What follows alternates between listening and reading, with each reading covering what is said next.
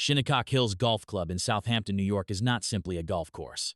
It is an argument. Every time the U.S. Open returns there, the same debate restarts about how difficult is difficult enough, about where the line between a legitimate championship test and outright cruelty actually sits.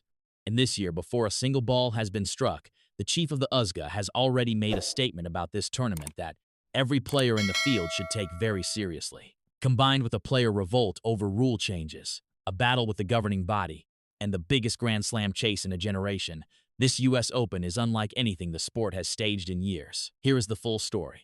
The club was founded in 1891 and hosted the second U.S. Open in 1896. It has now hosted the championship 5 times across 3 different centuries, a distinction belonging to no other venue in American golf, and every single time it has left a scar. The history of Shinnecock Hills is not a collection of great championships. It is a collection of warnings. What happened in 2004 is the one nobody forgets. The SGA set the course so fast, so severely, that putting surfaces became almost unplayable late in the week. Players watched balls roll off greens without touching them. Chips from off the collar accelerated across putting surfaces and kept going. Phil Mickelson addressed a moving ball on the 13th green, took a 2-shot penalty and walked off with a 10. Retief Goosen won the championship with a score of 4 over par. After the final round, the USGA issued a rare public apology, acknowledging the setup had gone beyond what was reasonable. It is the most significant admission of error in the organization's modern history. That apology has hung over every return to this property ever since, and it hangs over 2026 more than any previous edition. 14 years later, in 2018, Brooks Koepka returned to Shinnecock and made it his. He won his 2nd consecutive U.S. Open title with a score of 1 over par. The 3rd round that year produced scoring averages above 75. Players described the course as unfair. Koepka described it as exactly the kind of test he was built for. The gap between those 2 descriptions is where this week's championship will be decided. And across the 4 modern U.S. Opens at Shinnecock, 624 players have competed in the field. Of that group, the number of players who have recorded a score under par? 3. This year, the 126th U.S. Open runs June 18th through 21st. The course plays at 440 yards at a par of 70. Those numbers carry less information than they appear to. At Shinnecock, par is fiction. The real negotiation is between the golfer and the wind coming off the Atlantic, the fairways that narrow in the mind, and green complexes that Jeff Hall, the USGA's managing director of rules and Open Championships, has just addressed in detail. Hall's briefing ahead of the championship revealed exactly what the USGA is targeting with the course setup.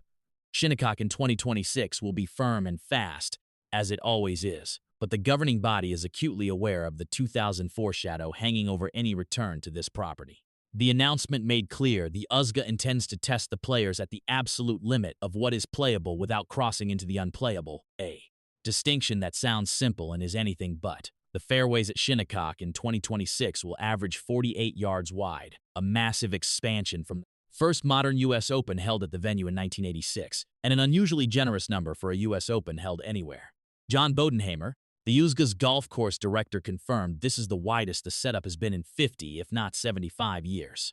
But the width off the tee comes with a catch that changes everything. The first cut of rough is 5 inches deep. Miss the fairway by even a yard and the ball disappears into fescue that gives you no shot to the green. As Rory McIlroy put it after his own practice visit, the fairways are very generous, more generous than they were in 2018.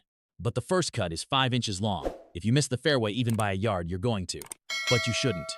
The fairways are very, very generous. So if you miss the fairway, I feel like you deserve a bad lie. The greens, rolling at 11 to 11.2 on the stimp meter, represent the greatest challenge on the property. Bodenhamer described Shinnecock's greens with a precision that tells you exactly what kind of week is coming. There are just golf demons around this place. They come up out of these putting greens in a devilish, wonderful, charming way. The green complexes are fairly large by square footage but infinitesimally small by strategic upside. From the wrong side of the fairway, the landing area to keep a ball on the green is often only a few feet wide, the size of a hula hoop. From the right side of the fairway, things are not much better. Hall's setup promise is firm but not 2004, fair but genuinely savage. The championship will not be decided off the tee. It will be decided on and around those greens. The name that will dominate conversation across all 4 days is Scottie Scheffler. He arrives as the betting favorite, the world #1, and the 5-time major champion who needs only the U.S. Open to complete the career Grand Slam. He would become the seventh player in history to hold all four major titles simultaneously, joining a group that includes Hogan, Player, Nicklaus, Tiger Woods, and Rory McIlroy. And the final round of this championship falls on June 21st, which is his 30th birthday. The symmetry is almost theatrical. Scheffler had never set foot on Shinnecock until he flew up the Monday before the tournament and walked the property for the first time. His scouting report was specific and revealing. I was a little surprised at the width of the fairways, but the green complexes there are extremely difficult, and I think that's where the greatest challenge comes from. He went further. The rough also was a really good penalty for the width. Once you start missing fairways out there, you have no chance. But the fairways are generous enough to where it provides you some opportunity, and that way it's just that the green complexes are extraordinarily difficult, and so they can put the pins wherever they want and make the scores as high as they could possibly want them to be. That observation matters because Scheffler is not a player who speaks for the sake of speaking. When the world number one identifies something as the decisive element on a golf course he has just seen for the first time, the rest of the field listens. His statistics in 2026 tell an interesting story heading into the week.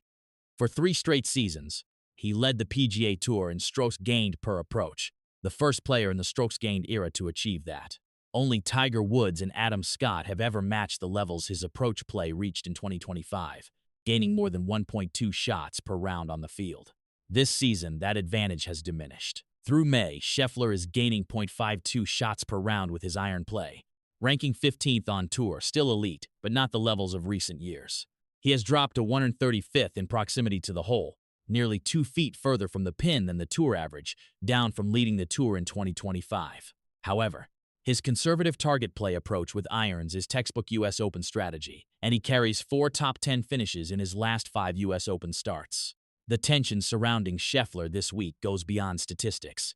His frustration with governing bodies is already documented.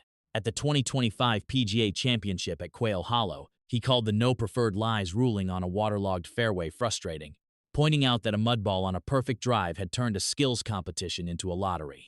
At the 2026 PGA Championship at Aronimink, he was among the players critical of pin placements that created a bunched leaderboard where skill differentiation nearly disappeared. A man who has spent the last year publicly frustrated with how governing bodies set up their championship tests is now walking into the hardest test. Those governing bodies produce on a property with a documented history of going too far. The collision between his principles and his ambition will be one of the defining storylines of the week. Rory McIlroy arrives in a completely different psychological space. He completed his own career Grand Slam at the 2025 Masters, finally ending an 11-year pursuit that had defined and at times consumed his career. Then, at Augusta in 2026, he became only the 4th player in history to successfully defend the Masters title, following Jack Nicklaus, Sir Nick Faldo, and Tiger Woods, despite blowing a 6-shot halfway lead, the largest 36-hole advantage in Masters history, to come back and win by 1. Scottie Scheffler himself acknowledged what that kind of resilience means. I've competed against him for a long time, and you don't win the amount of tournaments that he's won out here without being pretty resilient. McIlroy now comes to Shinnecock as a 6-time major champion, chasing something that has never been done in the modern era, the calendar year grand. Slam all 4 majors in a single season. Ben Hogan won 3 of the 4 in 1953 but did not play the PGA Championship. Tiger Woods held all 4 simultaneously across 2000 and 2001 but never in the same calendar year. Nobody has ever won all 4 in one season. 3 majors remain: the PGA Championship at Aronimink in May, the US Open at Shinnecock in June, and the Open Championship at Royal Birkdale in July. His only previous US Open title came at Congressional in 2011, where he demolished the field by 8 shots in one of the most dominant major performances of the modern era. His record at this specific championship since has been frustrating, but the freedom that comes from having no narrative left to chase may make him more dangerous than any statistic can measure. After his Memorial Championship appearance, McIlroy assessed his own form with characteristic directness. Driver still not where he wants it, but iron play and wedges improving, putting solid. Thankfully, the fairways at Shinnecock are a little wider, he said. He added of the green speeds. I really don't think they need to get much faster. I think if they can keep them at that green speed, they can get them firm, and they can use the hole locations that they want to use without having some of the struggles that they have had the last couple of US Opens. And when asked to summarize the course itself, If it's set up the right way, I think it's one of the best championship tests in the country. I mean, it's an amazing golf course. Wyndham Clark arrives as perhaps the hottest player in the field on pure recent form. His 2023 U.S. Open title at Los Angeles Country Club proved he can handle this specific kind of examination. In May, he won the CJ Cup Byron Nelson with a closing round of 60, finishing at 30 under par, overtaking Siwoo Kim by 3 and pulling away from defending champion Scottie Scheffler. Clark became the first PGA Tour player in history to win twice with a closing round of 60. His back 928 at TPC Craig Ranch was a performance that had Scheffler himself saying, "Sometimes you've just got to tip your cap and say, good playing, and 60 was going to be pretty tough to beat today." Clark's form heading into Shinnecock is the kind that tends to fuel major performances. Then there is Brooks Koepka. He won at Shinnecock in 2018, his second consecutive U.S. Open title, and he is now returning to the scene of his greatest achievement under circumstances no one predicted. After 4 seasons on LIV Golf, Koepka rejoined the PGA Tour in January 2026 under the returning member program. The penalties were significant: a $5 million fine, no FedEx Cup bonus money in 2026, and no PGA Tour equity for 5 years. His world ranking plummeted to 255th when the field was set. His results on return have been building: T9 at the Cognizant Classic, T13 at the Players, T12 at the Masters, T14 at the Byron Nelson. And ahead of this week, Koepka made a public declaration that he believes he is going to win. That kind of confidence from a player ranked 255th in the world would be laughable from almost anyone else. From the man who won and defended the U.S. Open on this specific course, it is something the rest of the field will choose to dismiss at their own risk. Here is where the 2026 U.S. Open becomes politically loaded in a way it has never quite been before.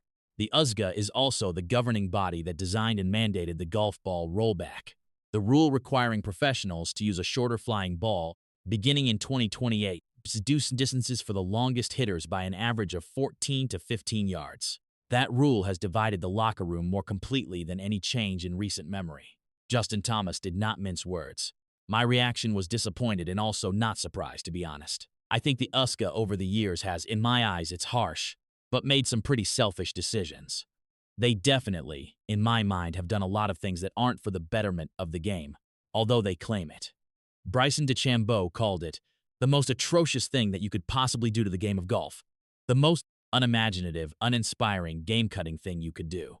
On the other side, Rory McIlroy publicly supported the rollback, saying it put golf back on a path of sustainability, a position he acknowledged was a really unpopular opinion among his peers. The players walking into Shinnecock this week are doing so in a state of open war with the institution hosting them. That psychological layer makes the 2026 U.S. Open unlike almost any major in recent history.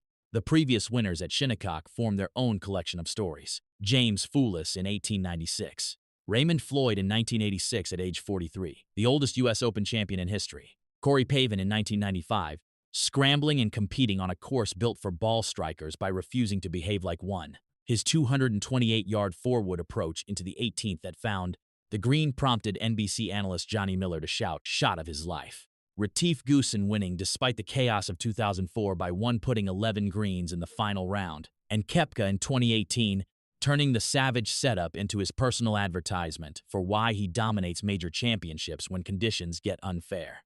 The 1896 U.S. Open also carries historical significance that extends far beyond golf. It featured John Shippen, the first African-American to compete in the championship, and Oscar Bunn, a native Shinnecock Indian. USGA CEO Mike Wan has framed this year's championship as an opportunity to invest in the surrounding community, launching a golf access initiative across Suffolk County alongside the Metropolitan Golf Association, with 4 public courses receiving targeted agronomic support and youth programming expanding within the Shinnecock Nation through the Boys and Girls Club. The Pathways Discover program brings 24 college and graduate students from underrepresented backgrounds into an immersive, paid championship week experience for the 5th consecutive year. The Community Goodwill program matters, but it disappears the moment the first tee shot launches on Thursday, June 18th. What remains is a golf course that has humiliated every generation of professionals who have faced it. Jeff Hall has prepared the course. Mike Wan has set the framework. 60 years of Shinnecock history have loaded the stage. The championship has been building toward this week for 8 years, since Koepka walked off 18 in 2018. Now the course is back. The players are ready. And the most controversial governing body in golf is setting up the most significant major of the year. Scheffler chasing the Grand Slam on his 30th birthday. McIlroy chasing history no player has ever made. Koepka returning ranked 255th to the course he conquered. A locker room at open war with the institution hosting them. Shinnecock Hills does not produce quiet weeks. It never has. And this year, with more at stake and more tension in the locker room than at any point in modern history, it is not about to start.